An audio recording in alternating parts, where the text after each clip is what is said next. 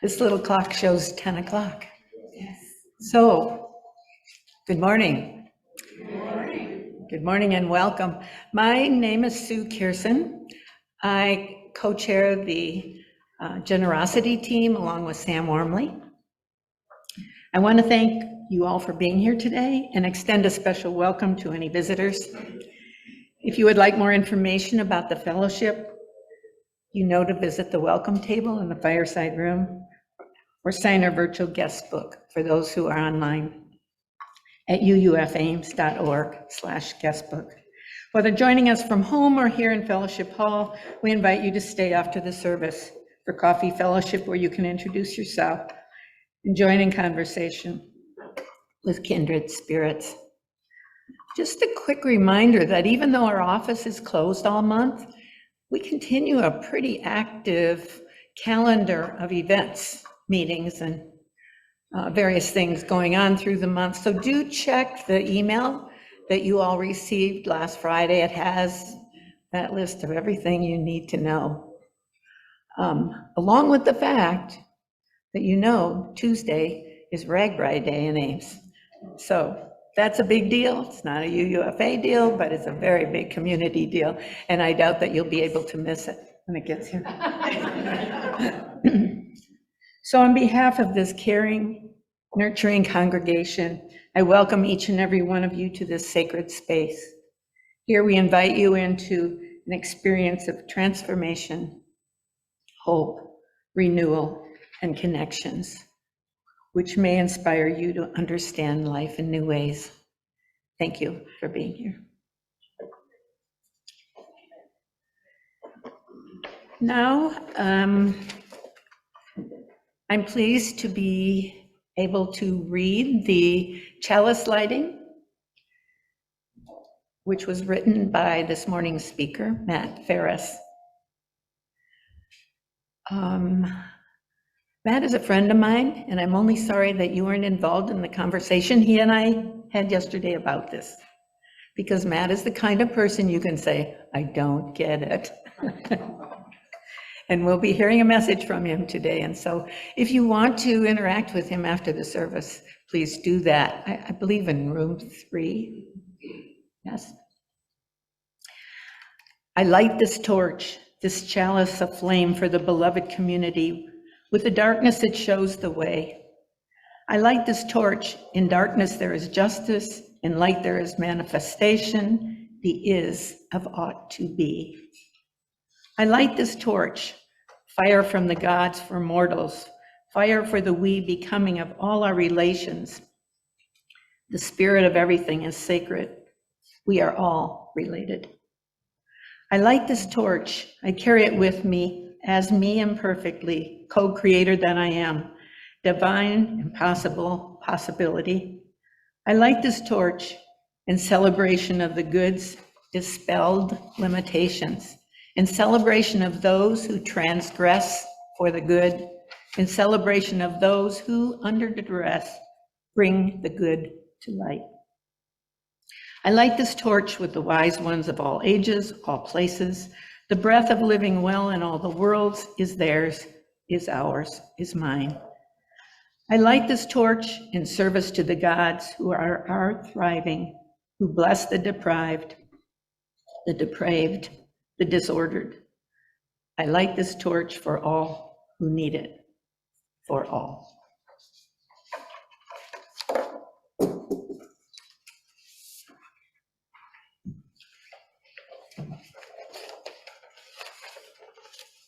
It's time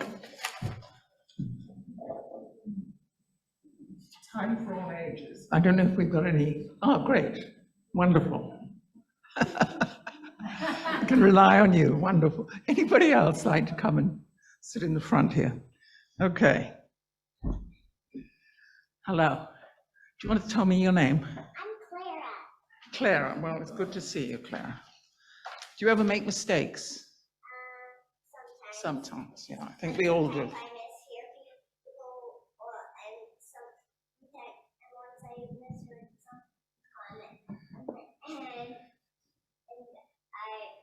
Didn't realize that she was sitting next to me.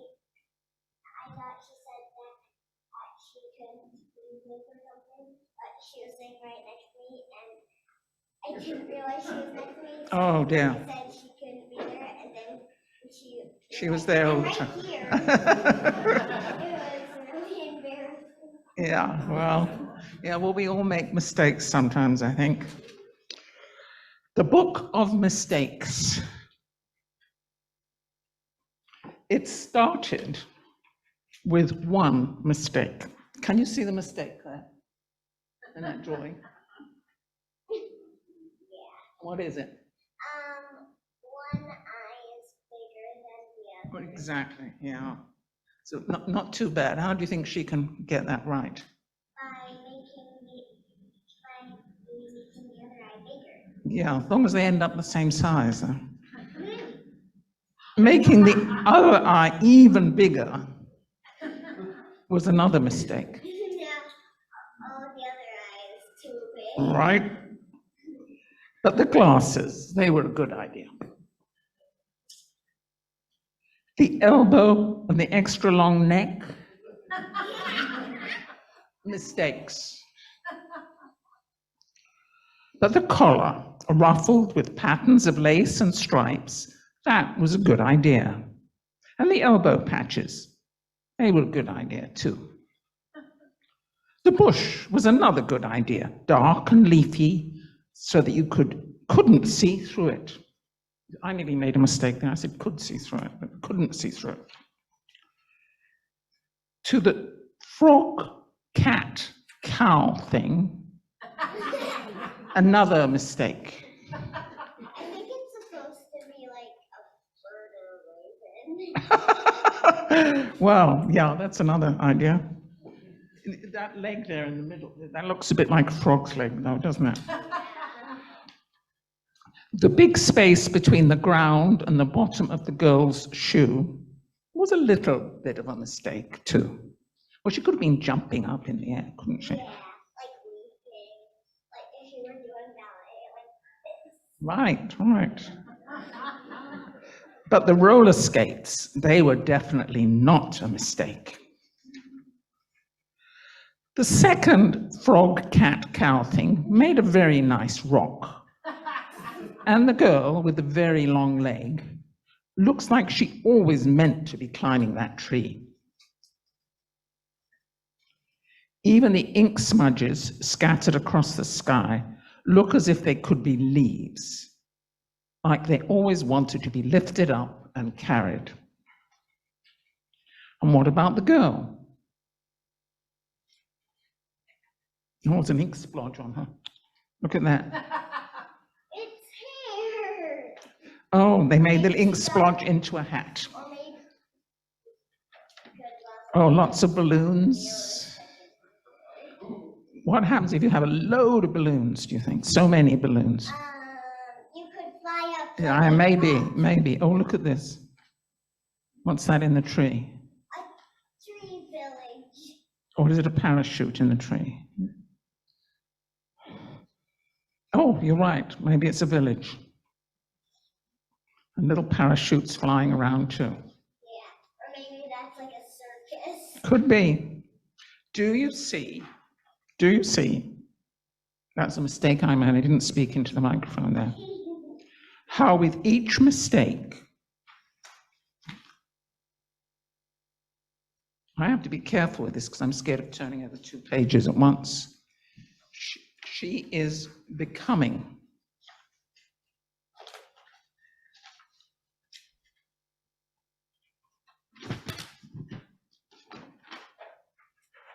Do you see? Now,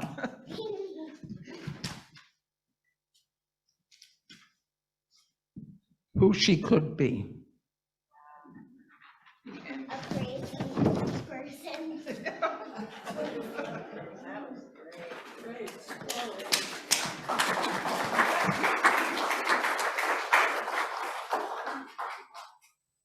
Okay, now.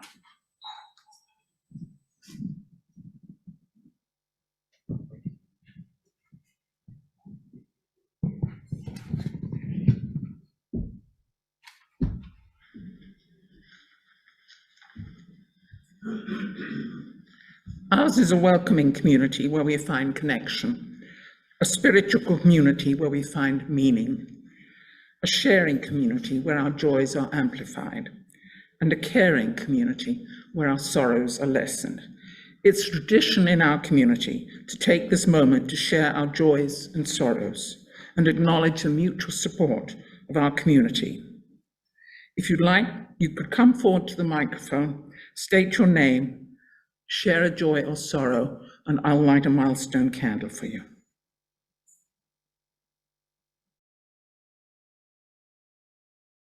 The last candle is for those that remain unspoken, those we hold gently in our hearts.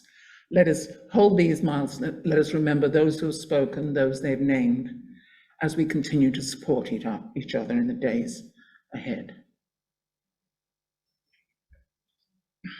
We'll now have a moment of silence, followed by hymn 1051.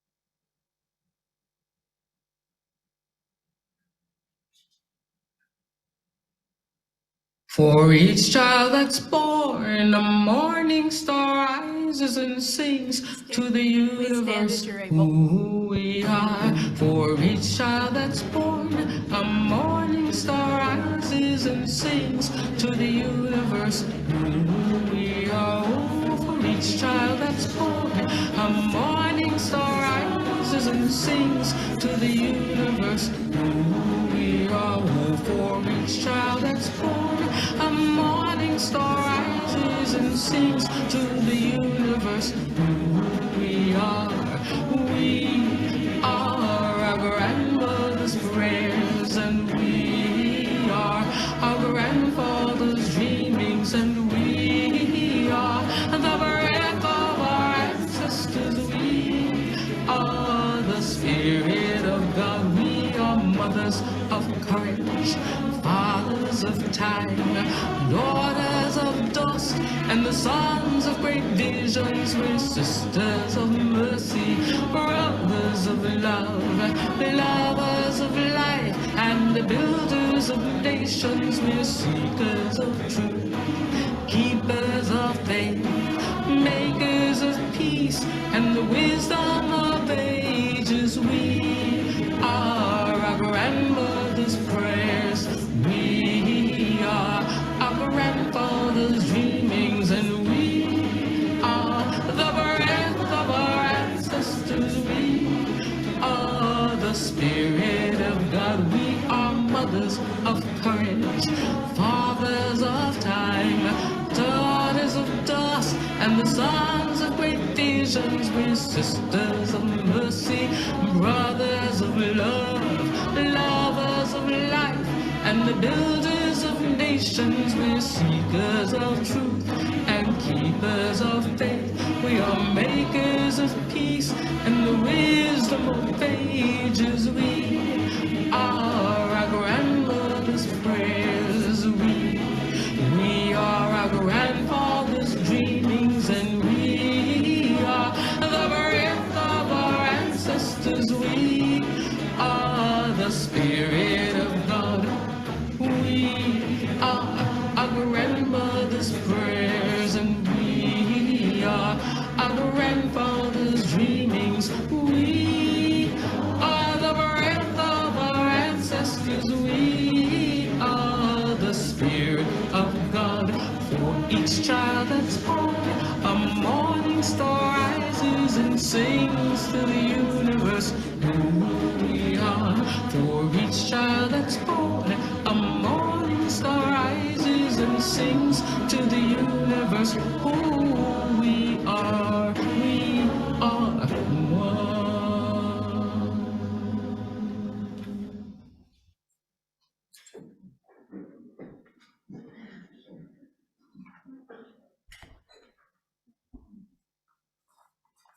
Morning, I'm Ronnie Kahn, And the reading is a selection from Weakness and Power in John O'Donohue's Anam Cara, a Celtic Book of Wisdom. In the world of negative work, where you are controlled, where power prevails and you are a mere functionary, everything is determined by the ethic of competition. In the world of creative work, where your gift is engaged, there is no competition. The soul transfigures the need for competition. In contrast, the world of quantity is always haunted by competition. If I have less, you have more. But in the world of the soul, the more you have, the more everyone has. The rhythm of the soul is the surprise of endless enrichment.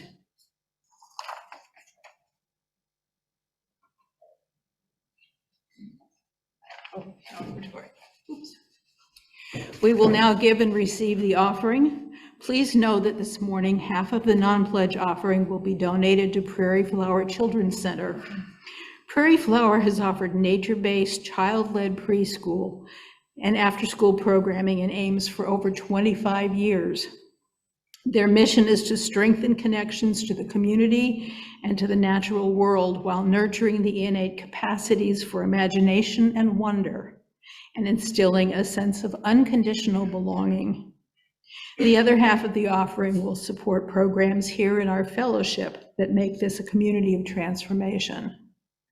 We'll pass the basket here in Fellowship Hall, but for those at home, you can visit uufames.org, give to make your contribution today. If you are visiting today, please know that your presence here is gift enough.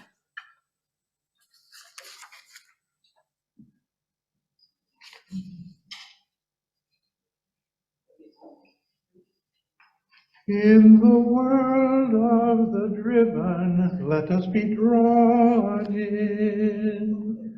Let your love be a given, let us be drawn in.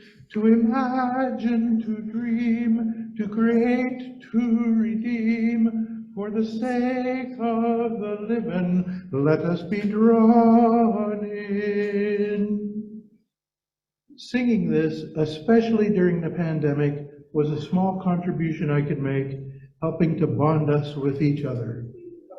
The spirituality of giving encompasses the belief that there is a deep, meaningful connection between giving and the well-being of oneself and others. Giving goes beyond the act of material generosity and involves a mindset, an intention, and an understanding of the profound impacts that giving can have on our spiritual and emotional selves. We cultivate compassion, empathy, and love for one another. To imagine, to dream, to create, to redeem, for the sake of the giving, let us be drawn in. We recognize the interconnectedness of all beings, that by giving, we are contributing to the welfare and happiness of others. The act of giving brings personal growth, strengthens our values, and enhances our sense of purpose and connection. Furthermore, giving involves a recognition of inherent responsibility to make positive impact on the world and actively seek ways to contribute to the welfare of others. To imagine, to dream, to create, to redeem, for the sake of the giving, let us be drawn in.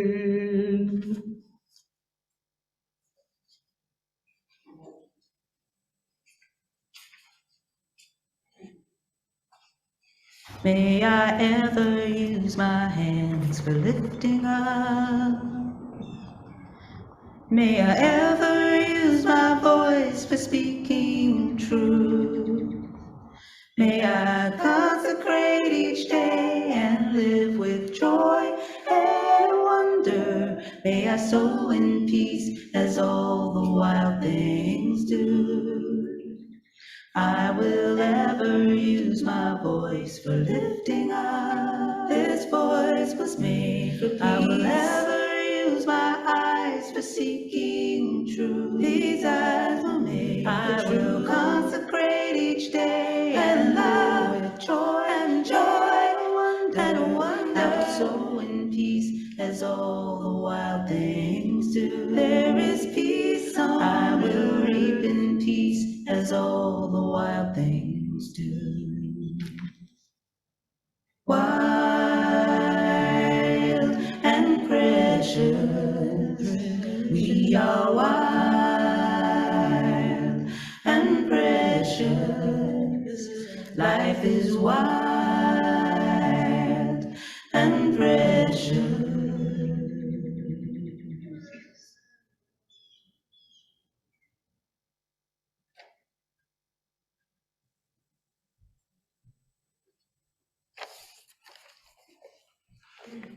The responsive reading is by Kimberly Quinn Johnson. Fitted for this day. We are the ones we have been waiting for. We are not perfect, but we are perfectly fitted for this day. We are not without fault, but we can be honest to face our past as we chart a new future. We are the ones we have been waiting for. May we be bold and courageous to chart that new future. May we have faith in a future that is not known. We are the ones we have been waiting for.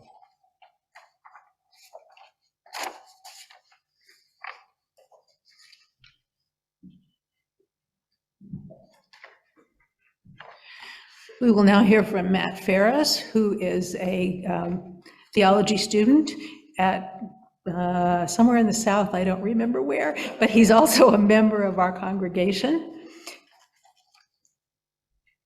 Good morning, kindred spirits, beloved community. I'm excited to be with you again today. As you know, I'm in seminary with aspirations of serving our Unitarian Universalist beloved community as a priest or minister. And since I'm in seminary to become a Unitarian Universalist priest, I'm asked to deeply consider what ministry means to me. In fact, last quarter, the final project for my UU Polity course was to design a Sunday service reflecting on what UU ministry means to me. And so, you see what's happening here? I come to you from Swannanoa, North Carolina, just a few hundred yards away from the Swannanoa River. I live in the ancestral lands of the Cherokee people, and in their language, Swannanoa means beautiful river. While the Swannanoa is small in size, it is indeed beautiful and powerful. It does its humble sacred job within the broader Blue Ridge Mountains ecosystem. The beautiful Swannanoa River is a major tributary of the French Broad River. The French Broad flows 218 miles to meet the Holston, the two forming the Tennessee River near Knoxville.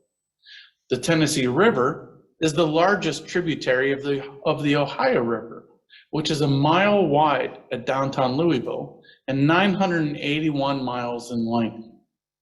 The Ohio leads into the storied Mississippi River, which empties its water into the Atlantic Ocean and on and on. And on wherever there is water. The Swannanoa River, the beautiful and powerful little river in my backyard, is a sacred part of all of those other sacred ecosystems. Today, I will be speaking about the authentic, beautiful power of the laity, of ministers, and the ministry they share in service to our beloved community, which in turn serves Spirit, or God, or the good, and on and on. We are all tributaries of the sacred whole. Our ministries are determined by the ecosystems our souls exist in and are nourished by. James Luther Adams, a UU parish minister who taught at Harvard and Meadville Lombard, and probably the most influential UU philosopher and theologian of the 20th century, spoke of a priesthood and prophethood of all believers. For Adams, this priesthood and prophethood of all believers constitutes what he calls a radical laicism. Essentially, what that means is we are all priests and prophets. I'll speak more about James Luther Adams a little later. Finally, I'll be speaking a bit about power, ministerial power, and the power of the laity. My hope is that as our beloved community considers deeply what we need in a settled minister, we will, in the process, meditate upon the power of the minister in our congregation. As we meditate upon the power of the minister in our congregation, my hope is that we will consider our own power within our congregation, how we are the priesthood and prophethood of our congregation with our minister. According to the Unitarian Universalist Association, quote, ministers are spiritual leaders of our faith communities. They help us explore life's questions, challenge us to live out our values, and comfort us in times of suffering. Ministers teach, preach, listen, and learn by leading congregations, serving as chaplains, and working for justice in the community, end quote. Dauntingly, for me, the UU's official website goes on and on to elaborate.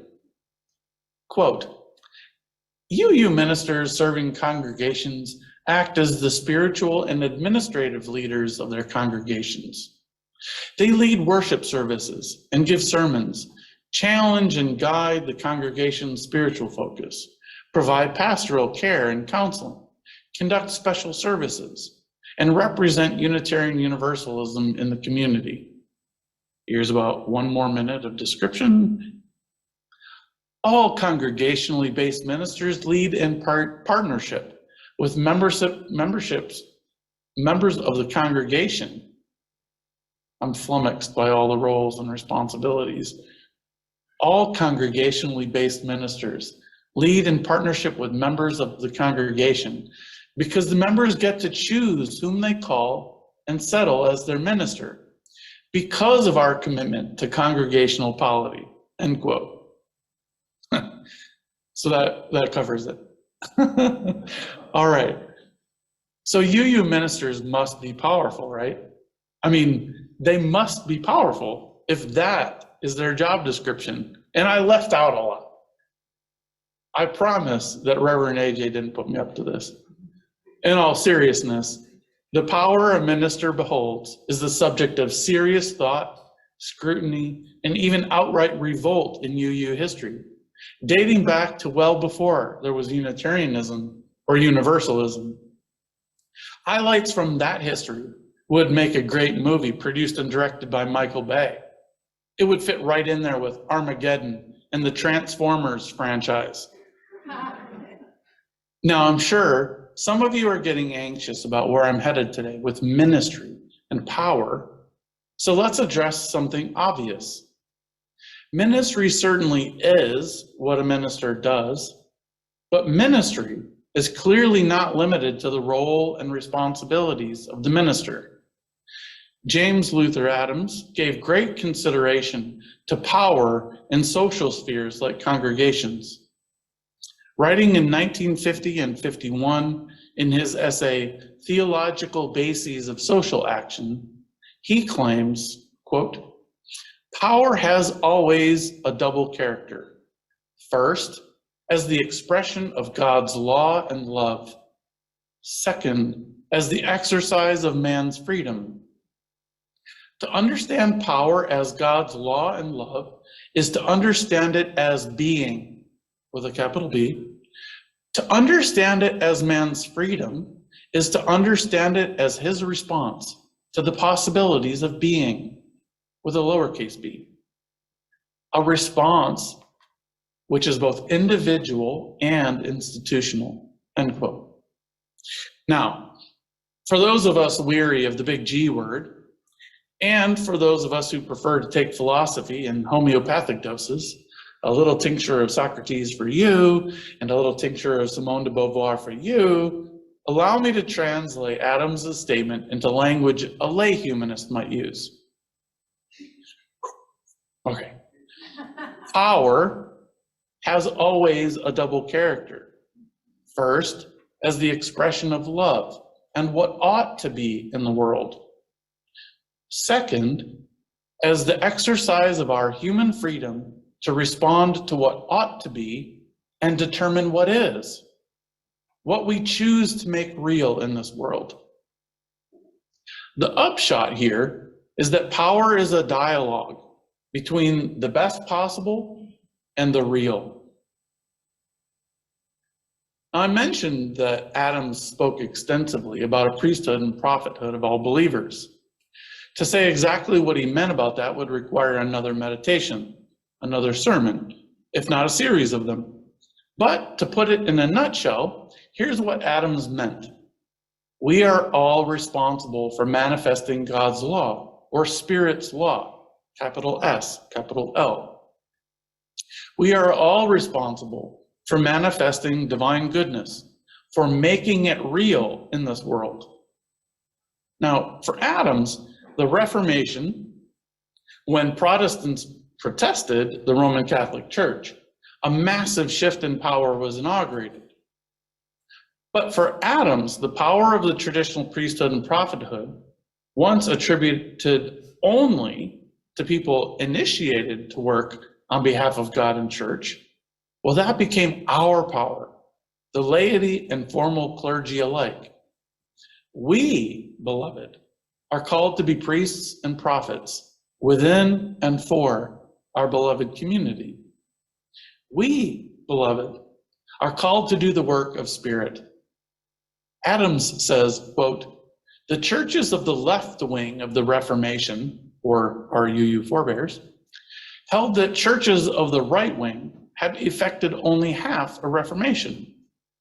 The churches of the left wing demanded a church in which every member, under the power of the Spirit, would have the privilege and the responsibility of interpreting the gospel and also of assisting to determine the policy of the church. The new church was to make way for a radical laicism, that is, for a priesthood and prophethood of all believers, end quote. Our gospel, our good news, is that we are the new church. We are the new church, kindred. And I'm here to tell you that we have claimed this power of the Spirit that Adams insists is ours. We have the privilege and responsibility of interpreting our own gospel, our own good news, to be priests and prophets of the good news of beloved community. Hey, take your time, settle into this language. If you're uncomfortable with the very notion of being a priest and a prophet, you're in good shape. You're responding correctly to your responsibility. But don't get hung up trying to be like the people you associate with priesthood and prophethood, or rejecting them. Your responsibility is to interpret for yourself what it means for you to be the tributary of the Spirit that you are. What kind of Swannanoa, what kind of beautiful river are you? Whether you'd put it in Adams's terms or not, Unitarian Universalism claims for itself the power of all believers to participate in UU priesthood and prophethood. That's a huge responsibility. But we cannot simply depend upon some special ecclesiastical authority, a priest, or some divinely appointed voice from the wilderness, a prophet, to dictate how to manifest Spirit in our beloved community. The priesthood and prophethood of all believers is all of us. We bear that responsibility individually and collectively. In Blessed Are the Powerful, an address that Adams gave in 1968 for the inaugural convocation of the Boston Theological Institute, he speaks to all of us about our authentic power to manifest the divine, the good, to be powerful priests and prophets. In Blessed Are the Powerful, Adams gives us some help in understanding how our beautiful river relates to others in a human context, but perhaps even on and on to the whole, to our context within the holy mysteries themselves. He says, quote, "The authenticity of power is determined not alone by the freedom of all individuals and all groups to participate in the making of social decisions, but also by the quality and purpose of their participation. The authenticity of power is determined by the ends it serves and the means it uses. The truly powerful are those who serve large purposes and can accomplish them. This kind of fulfillment requires power with, not power over. It requires love." End quote. Our congregation, all UU congregations, all UU individuals are called upon to be authentically powerful as agents of spirit, to be priests and prophets for the good with the good. We are called upon to be authentically powerful agents of spirit in society, agents of and in the material world, to manifest the good here and now. Again, to reiterate, in other words, to repeat, to recapitulate, to ingeminate even. To be a good priest and prophet of the good is to powerfully collaborate with the good to manifest the good. And it is the responsibility of the priesthood and prophethood of all believers, of the radical laicism that we have claimed as UUs, for each of us to embrace our loving power with the good. To do less would be inhospitable to the good, and UUs are nothing if not hospitable. To conclude, in my view, reflecting that of James Luther Adams, we are all called to represent the holy as we can. Having said that, the unique responsibility of the minister is to make present the holy. It is their job, their livelihood, what Matthew Fox calls their capital W work. But the power of the laity and the power of the minister ought to flow in the same direction. The priesthood and the prophethood of all believers are tributaries of spirit, each tributary with its own gifts, roles, and responsibilities. We all participate in the good for the good. It is our individual and collective responsibility to contribute to the flow of abundance, love, and the good. Our individual and collective responsibility is to manifest, to make real the flow of abundance, love, and the good. May it be so, and thank you for your generous attention this morning.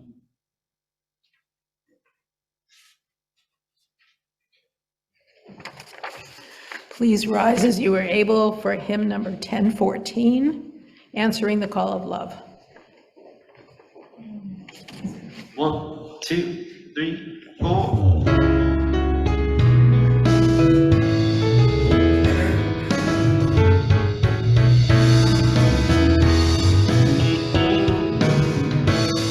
The promise of the Spirit,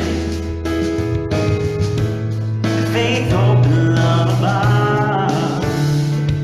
And so every soul is blessed and made whole. The truth in our hearts is our guide. We are answering the call of love. Hands joined together.